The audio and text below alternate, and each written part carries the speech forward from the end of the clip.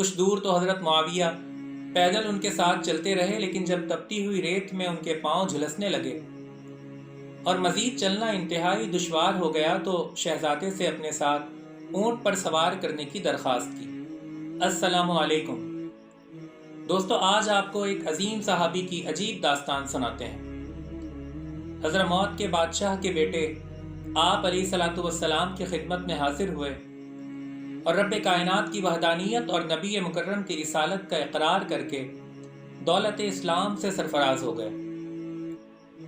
چند دن گزار کر جب وہ واپس جانے لگے تو کسی ضرورت کے پیش نظر آقا علیہ الصلوۃ والسلام نے حضرت معاویہ کو بھی ان کے ساتھ کر دیا۔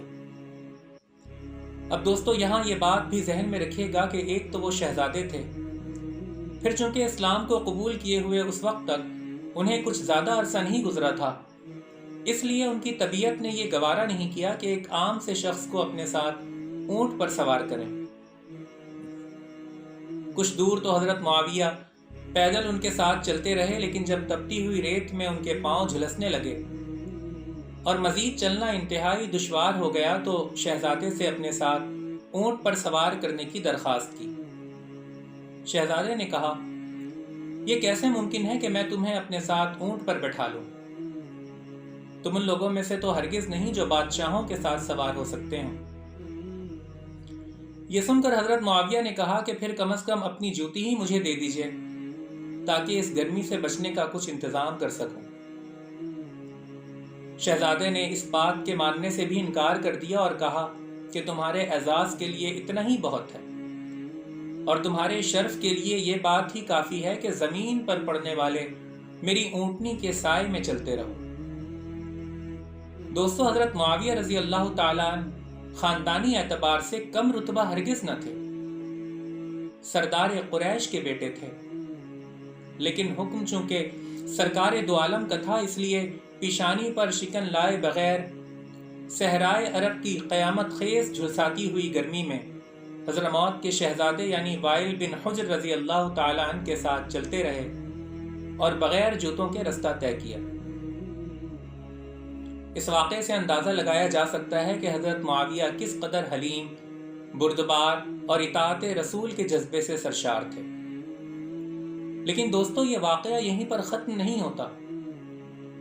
وقت کا پہیہ گھومتا رہتا ہے اور اس بات کو کئی سال گزر جاتے ہیں، اور پھر ایک دن وہ آتا ہے جب حضرموت کے شہزادے یعنی حضرت وائل بن حجر رضی اللہ عنہ کسی کام سے حضرت معاویہ رضی اللہ تعالیٰ عنہ کے پاس آتے ہیں، لیکن اب بہت کچھ بدل چکا تھا۔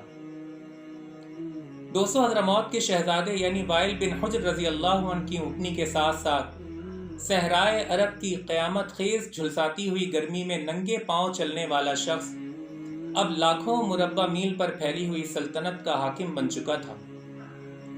جو ہی سیدنا معاویہ کی نگاہ حضرت وائل پر پڑتی ہے، سالوں پہلے پیش آیا ہوا واقعہ ان کی نگاہوں کے سامنے گھوم جاتا ہے، لیکن حضرت معاویہ رضی اللہ تعالیٰ عنہ سب کچھ بھلا کر نہایت عزت، تکریم اور احترام کے ساتھ حضرت وائل کی بھرپور مہمان نوازی کرتے ہیں۔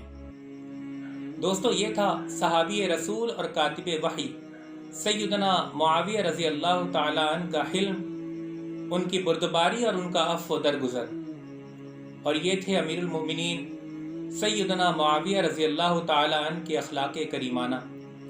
اللہ رب العزت سے دعا ہے کہ ہمیں بھی آقا علیہ الصلوۃ والسلام اور ان کے جانثاروں کی محبت نصیب فرمائے، ان پاکیزہ نفوس کی محبت ہمارے دلوں میں پیوست فرمائے اور ان کے نقش قدم پر چلنے کی ہم سب کو توفیق نصیب فرمائے۔ دوستو، انشاءاللہ پھر کسی نئی ویڈیو میں آپ سے ملاقات ہوگی۔ فی امان اللہ۔